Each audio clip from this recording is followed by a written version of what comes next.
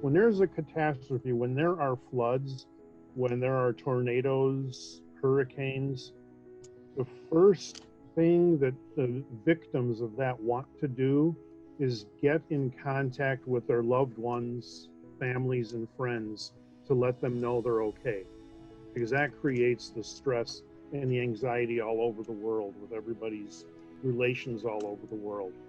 So, you know, we've known from 28 years of doing this with companies that handle catastrophes what the most important thing is. And believe it or not, it is letting everybody know we're okay. Use the satellite as the backbone, and you put up Wi-Fi networks, and there's SIP applications for your handheld phones.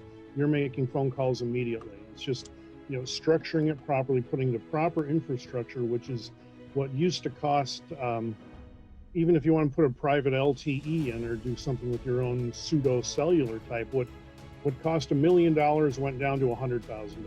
What cost $100,000 is now $20,000. And now there are $5,000 to $8,000 solutions for that, for an entire infrastructure that's driven by satellite.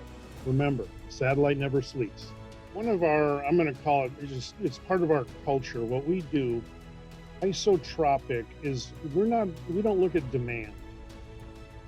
As a business, we don't look at what's the demand for satellite. We look at the need. We're a needs-based company, a needs-based culture. So when we look at the commercial aspect of it, how is our service going to help this prospect or this customer make money? So we looked at the same thing when we did this little experiment, we call it, in Alaska. Said, how can we help them improve their lives? And their lives aren't going to improve really that much unless they can make money. They have to be sustainable.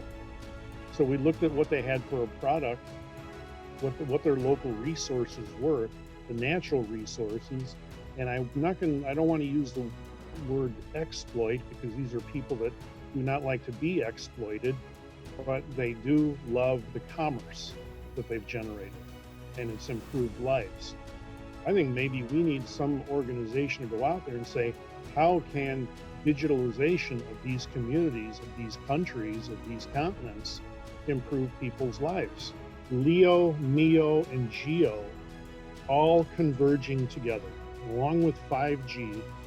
And I will consider it, and I will coin it, a symphony in space, because we will all be interacting with each other. And we'll just be sitting there with a product like Data Dragon or something that can interface with all the different types of technologies to give everybody full connectivity around the planet.